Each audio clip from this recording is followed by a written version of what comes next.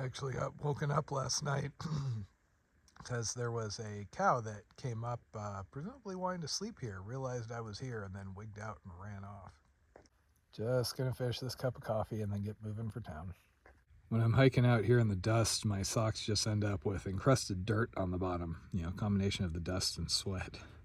When they get this bad, once I get into town, I'll actually pre-soak them in the sink before I try and put them through a clothing washer, because otherwise it doesn't come out.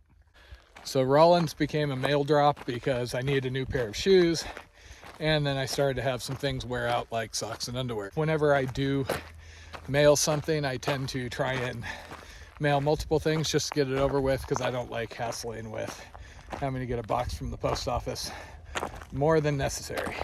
And the reason is stuff like this. No sooner do we have everything arranged, everything's on its way, happened to check the calendar and realized, hell, I was planning to get there Sunday, Monday, and it is a postal holiday on Monday due to Labor Day. Talked to Taters and it's like, well, crap. I may be stuck there until Tuesday morning, and while I could always use rest, I don't like wasting time, especially when the weather window's this tight. With the amount of random challenges I seem to hit out on the trail, I wasn't about to count on being able to do 40-mile days through the Basin or anything. And then, as if by magic, the trail provides. We get a message through our Patreon. Super nice guy offers to come meet me and just have a beer, etc. And Taters talks to him, mentions the problem. He's like, oh yeah, no problem. I'll come meet him outside of town, bring him in, get his package. Taters is all excited, messages me when I have reception later. And I'm like, cool, but... So the thing is, if I did that, I would, of course, need to get a ride into town, get the packages, leave the packages with the trail angel, then have him drive me back out of town, and then hike in the heat of the day. And hiking into trail towns is kind of cool. You're kind of out of place walking in all sweaty with the pack and everything, but it's one of those experiences I've always kind of enjoyed, and I didn't want to lose that. Plus, it would be really hard getting into town, having access to food and everything, and then having to come back out here to clean up the last little bit. So I decided to be stubborn. And to Tater's frustration, I basically just started pushing harder, hence the 30-plus mile days, which fortunately the terrain out here has been quite a bit easier. When all you're doing is this, you can hike more than usual. Even if, like me, you're only okay-ish. So, with a couple of days of hard hauling, which honestly worked out because of the water situation. It's not like I really want to be just doing reasonable days if I have to carry a lot more water due to camping in the middle. I am now 10 miles outside of Rawlins, and thanks to Dennis, I guess, wearing down the post office and actually getting them to pick up the phone, we know that they're open till noon, and they will actually have somebody in the back working until about 3. So even if I was a little late, I'd be able to get my package. This is really the first time I've been able to noticeably get ahead of schedule. So when looking at it, it was like, okay, well, if I get in Saturday, and I originally thought I was going to get in Saturday late, and I have a bunch of things to take care of, laundry, I have to do some shopping in a couple different places, meet the guy who wanted to meet me.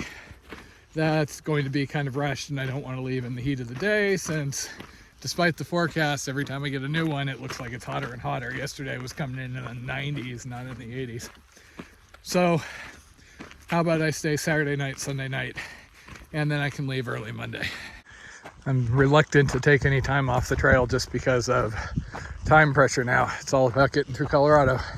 However, I'm pretty beat after pushing hard through the winds with that heavy food carry, and now the hard days through the Basin. And I am intending to still keep to my compressed schedule, so once I leave Rawlins, it's going to be pushing on past encampment, which is where most people are going, and then on to Steamboat Springs. I am a little bit worried about this next section just because when I started to dig around. It looks like a good number of the comments are from people who are just road walking out of Rawlins instead of following the red line.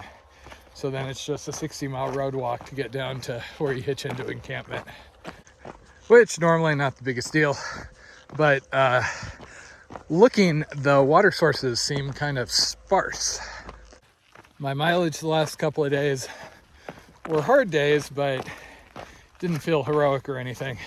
Probably best that Taters wasn't here, because she likes to, you know, occasionally take breaks, drink water, eat food, and I tend to just push it all day when it's just me. It's just frustrating because based on the last couple of days, that's more how things should be going for me, I would think. And having stuff like the shoe issues or the chafing come out of nowhere and limit me to just 20 miles a day, that's frustrating. It also got really, really windy here last night, which is why I backtracked a little bit to the trees to at least get some amount of cover, and why I haven't been putting my rain fly on last couple of nights. It tends to catch the wind and so flaps around or buffets a little harder, versus the mesh of the tent. It'll just pass through like a breeze mostly. Well, that's interesting because that sign doesn't exist on the other side. It's just all listed as an easement.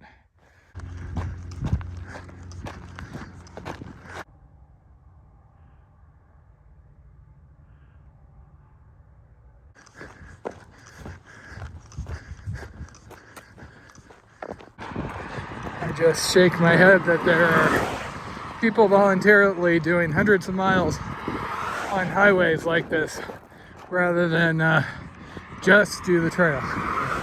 People that stopped, they were actually on the AT last year. They were actually heading out of town but offered to run me in. Really nice of them, but then I got to always say thank you, but I have to walk this. It's part of the trail, continuous footpath, etc., etc.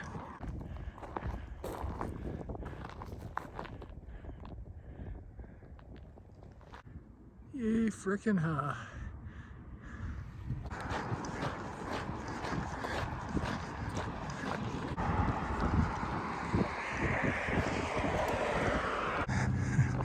Thought that was a dog. Nope. Baby deer.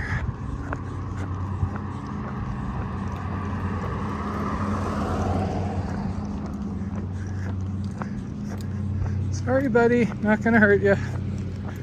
Taters would just love you, though.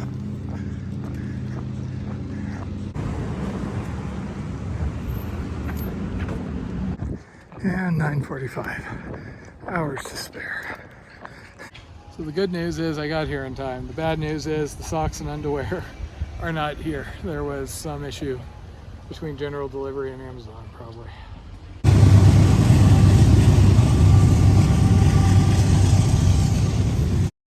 George was actually a longtime PCT and Uinta Highline Trail Angel who had driven over from Salt Lake City to meet me.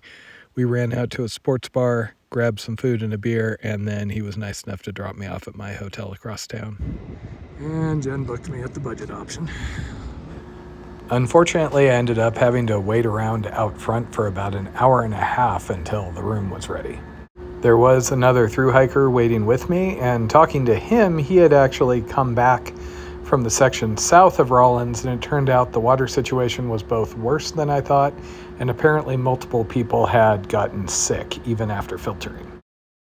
Fortunately, the room itself wasn't too bad for the price, other than the occasional lingering smell of cigarette smoke coming through the walls. I took a long shower, did a quick run to the store, ordered a pizza, and then just laid around and ate. While there was an espresso shop right next to the hotel, in typical fashion, it was closed. So the next morning, I was kind of left at the mercy at the Budget Inn Continental Breakfast.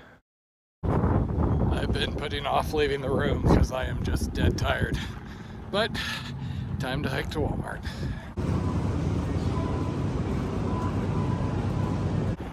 Walmart had pretty much everything I was looking for. Got a little bit more food for the evening. It is currently, per the sign up ahead of me, 95 degrees out here. And now the laundry is done and I am in full-on triage mode. Got to get my food all packed away because I think I'm gonna have to leave early. So it's currently 95 degrees and it's not supposed to be any cooler for the next couple of days, so waiting it out isn't an option. I'm thinking I may leave at like 4 o'clock in the morning, try and get as far as I can, and then take a break on the heat of the day because it was pretty brutal coming in here. Water sources are also really, really questionable, and unfortunately, per the other thru hiker I was talking to when I arrived, multiple people have apparently gotten sick from one of the water sources south of here, and we don't know exactly which one. So this is going to be rough all around. I spent the last day and a half frantically trying to get everything done, but I think I'm good to go. Plan is wake up early in the morning, get moving, try and get to at least the first water. Make sure that that's actually flowing, and potentially hide out middle of the day, assuming I can find any sort of cover out there. It's going to be another 70 plus miles till I get back into tree cover again. As nice as it is to sleep in a bed with sheets and get a shower and all that, I always have a hard time getting to sleep just because there always seems to be so much to do. You know, when I actually have power and I have internet access and things like that, but time to turn in.